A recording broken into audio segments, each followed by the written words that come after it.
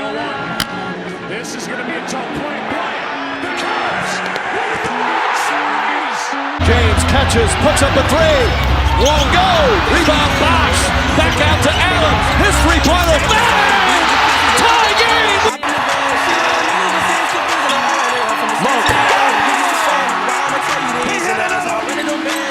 Back today, so I ain't got time to be tripping or writing no love song. Yeah, writing no love song. We all experience love loss. Yeah. What's going on, everybody? This is Parker with Take His Whistle, and a little bit later, but we got some more Kentucky basketball for you. Birthday party, hanging out with friends this weekend. Just hadn't had any time to really get anything out to you guys, but we are here now. It's Sunday night right now. Hopefully I can get it out not too late. But yeah, Kentucky basketball. I did watch it as we took on Alabama. Needless to say, there wasn't a mad face. If you're a Kentucky fan, you have nothing to complain about. But yet, people still find stuff to complain about. I kind of want to go over everything, what I did like, what I really liked, and I guess if there was negatives, define those negatives. So, played Alabama in Rupp Arena, and we dominated. And I don't mean just like, I know we said that we dominated Auburn, and we did, but this was a different type of dominate. This was borderline embarrassment if Alabama didn't necessarily come back a little bit. This was a complete and utter dominating performance. Kentucky put up 117 points, which is the most in Kentucky history against ranked opponents. 117. 117 is also the most that any team has scored on Alabama in the Nate Oates era. So just a insane game. So I don't even know where to begin. Let's start out to the way that we won that game. And this game was 110% won by Alabama thinking that they were better than Kentucky. So if you just watch Kentucky play, you know exactly how Kentucky plays. We are a very fast-paced, run it down your throat team that likes to shoot. You know who also does that is Alabama. Alabama is the exact same way. Alabama thought that they could do what they do better than Kentucky. Kentucky said, I bet. And they couldn't. Any team that wants to play like Kentucky, this Kentucky team is going to get blown out. We do what we do. We're the best at it. We are the best at it. A lot of people say the three fastest teams in all of college basketball this year is Alabama, North Carolina, and Kentucky. Kentucky has beat both of those teams. Now, does that say that we'd win in like a 7-game series? Who knows? But I think that Nate Oates and Alabama was just like, look, they play very similar to us, and I trust my team to go out there and do it better than Kentucky. That just wasn't the case. I have a pretty strong feeling that if these two teams meet up, let's just say in the SEC tournament, Alabama will come out with an entire different game plan. It'll be an entirely different looking Alabama team if they play Kentucky again. If they play anybody else, then I think they're going to be the Alabama we know right now. But if they play Kentucky again, they know that they can't do what they want to do, what they can do against every other team in the nation besides Kentucky, they can do that. Hope that made sense. I don't know if that really made sense. But yeah, if you see, Alabama also scored 95 points. I think a negative that everybody's starting to or not everybody, but some people are saying, that I've seen people say, is that what happened on Saturday night against Alabama is very similar to what happened when we played Georgia. If you guys don't remember, we were up really, really big. Georgia kind of went on a run and made a game out of it. And to what I say to that is absolutely not. I get what you're saying, that our defense was practically non-existent in the second half, more or less the last 6 minutes. We literally didn't have any defense at all. And what I say to that is a couple different things. One, the difference between Georgia and Alabama is Georgia went on a run and I believe cut it to 7, maybe 6. I think we ended up winning by 9, but I want to say they might have cut it to 6. You know, like, Georgia legitimately made it a game. Now that's concerning. That is concerning. What we did to Alabama is Alabama also, they never went on a run, but they were just consistently scoring. Consistently. No, there was no, like, resistance defensively for Kentucky. And the difference between that is that Alabama was never in the game. They were never in the game whenever Alabama was scoring at will. And you saw in the second half, in the first half, we made defensive stops that contributed to us starting to grow a lead, and then in the second half, we just took off with it. But yeah, Alabama was never in the game, no matter how much they were scoring, right? We were up by 36, 35, 37 at one point, and Alabama put up 95 points, shot the ball great, and they still lost by 22. You know, like, I know a lot of people are saying, like, it doesn't matter how much you can score if you can't defend. Well, you see something like this, a game like what we saw Saturday night is a prime example of, yes, if you can score at will, defense doesn't matter. It does, but it doesn't. Because nobody's going to know if Kentucky, I'll tell you this right now. If Kentucky plays like they did Saturday night, which is a very, very small possibility that they will, but if they play like they did Saturday night against Alabama, there is not a team in the country that can play with them. Not UConn, not Purdue, not Houston, Kansas again, North Carolina, Duke, whoever you want to throw at Kentucky. If Kentucky plays like they did Saturday night, not a single team would even sniff them. I'm telling you that right now.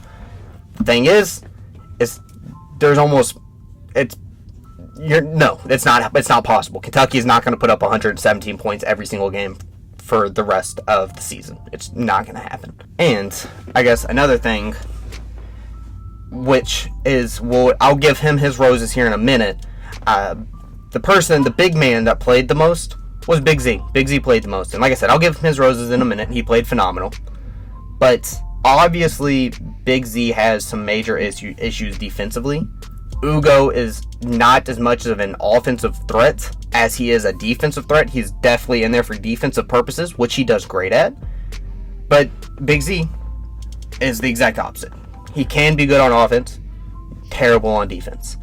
He played majority of the second half, especially late in the second half, and that's how Alabama was getting so many easy buckets. Now, granted, our guards should have been a better front line, but our big men, usually what happens is our guards get beat, and we at least know that we have Ugo down there to be our last line of defense, who's a really good shot blocker, and Big Z is not. So once they did get past that first level of guards, or just kind of just ran right past them, Big Z was literally doing nothing at all to resist any or contest any shot.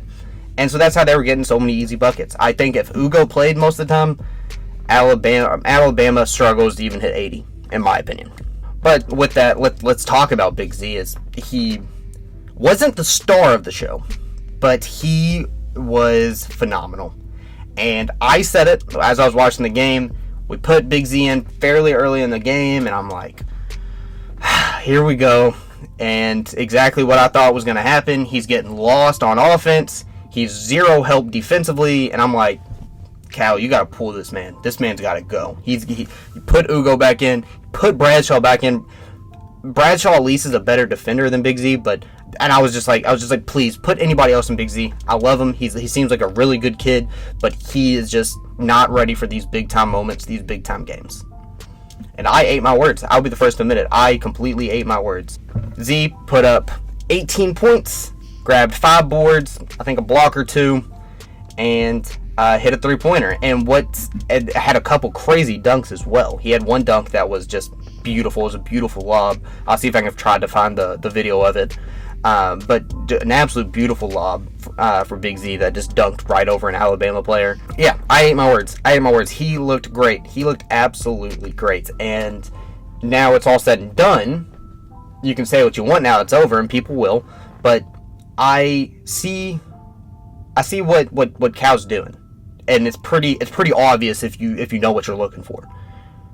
Justin Edwards, who, again, I will get with Justin Edwards in a second. I'll talk about his game, his amazing game. So many people were so critical about Justin Edwards playing, and they were wondering why he was in the starting lineup. And even me, I was a doubter of Justin Edwards, but I knew that his defense was there. He had the defense. And one man, regardless if you like him or you hate him, John Calipari, stuck with Justin Edwards every single game, still put him in the starting lineups. He believed in him. I'm sure he saw something in practice or just being around the kid that we just didn't see come game to game. Consistently got better, and then has a game like he did against Alabama. I think that he's using that same method with Big Z, Bradshaw, Jordan Burks, DJ Wagner. These kids are so young, and I could only imagine playing Division I basketball, playing college basketball, but especially at the University of Kentucky, where every team wants to beat you. You are the highest level of college basketball there is. I'm sure it is very nerve-wracking and just very intense. It's going to take time. And yeah, it sucks having freshmen that we have to repeat this process over and over and over and over again, but you can just see a good game here or a good game here, and then it just continues to mesh together. Inevitably, these kids make it to the NBA and they're studs, right? And if you look at it, John Calipari, what he did with Justin Edwards is the same he's doing with all those guys. I think Big Z is just the next to fall in line. I really do. I think that he's got a lot. He's got a lot to work on defensively, without a question. But if he can score at the level that he scored at offensively, he'll be just fine. Do I want him to go to the NBA this year? After this year? Absolutely not. I'd love for him to come back. Will he? Just time. I'm not going to speak on it right now. But I think that if he can score on offense every single night that way, that's great. I'm curious to see how many minutes he gets compared to Ugo and Bradshaw. How he goes about splitting the minutes up again. I'm just like, was that a fluke? Like the Georgia, I don't think it was a fluke, but is he going to be able to consistently do that? Obviously, we saw it against the Georgia game. We see it again tonight, and then between the Georgia game and the Alabama game, he just kind of looked lost. Big Z did. I'm like I said, whenever Big Z checked into this game, he struggled at the very beginning. I was like, yo, you got to pull this man. You have to pull this man, or it's going to get bad. And he stuck with it. And yeah, his defense is lacking, but if he can contribute just a little bit offensively, it'll help lift the load of Ugo. Because right now, it's like Ugo has to check out because the guy's just getting tired and come into game. He is just absolutely whooped.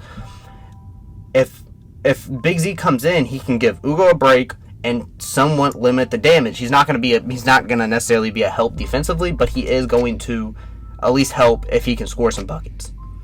And that is going to make the world of difference for Ugo to get a break, to get some water, just not have to go 100%, even if you play Big Z and Ugo at the same time, which is a crazy lineup because how tall these two guys are. But it's something that Cal can do if he wants to. I really want to get Big Z. I hope he can consistently do this, and this was a breakout game that he needed against a very good opponent in Alabama. But yeah, we'll just have to kind of just wait and see. But the star of the show, without a doubt, is Justin Edwards.